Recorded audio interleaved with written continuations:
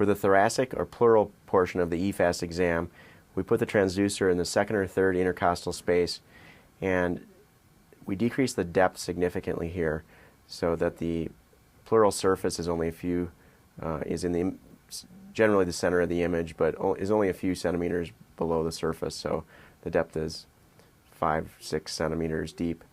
The important thing here is to look, positively identify the pleural line, which is this white line here, by looking for some rib artifacts. So here we see a rib cortex right there, and leaves a shadow behind it.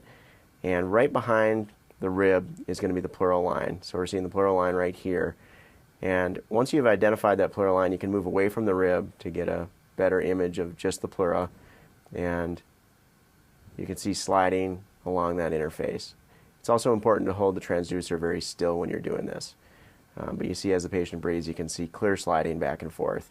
And the absence of that would indicate a pneumothorax or a possible pneumothorax. We move the transducer to the other side and do the same thing on the other side, basically. It is important to stay above the heart on the left side, because if you wander down over the heart, you're just going to see the surface of the heart, which might be confusing. So second or third intercostal space in the midclavicular line, and again, identify the pleural line and look for sliding. This is a case that demonstrates the use of thoracic ultrasound to diagnose pneumothorax. This is a patient who was stabbed in the left posterior thorax with a barbecue fork, and the wounds didn't look like much, and the patient really was asymptomatic. His upright chest x-ray didn't show any abnormality on the left side. So this is an upright x-ray. There's no pneumothorax that is apparent.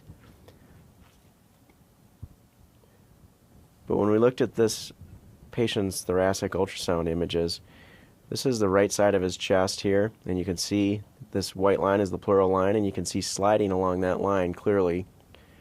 But when we looked on the left side where he was stabbed, sliding is not apparent. And these exams were both done in the common location with the patient laying on his back in the second or third intercostal space in the midclavicular line. So there's at least a small pneumothorax on the left. The team really was confused about what to do with this information because the patient was relatively asymptomatic, and the trauma surgeon decided that a chest CT would be the best solution to this problem. And you can see the pneumothorax is actually pretty large.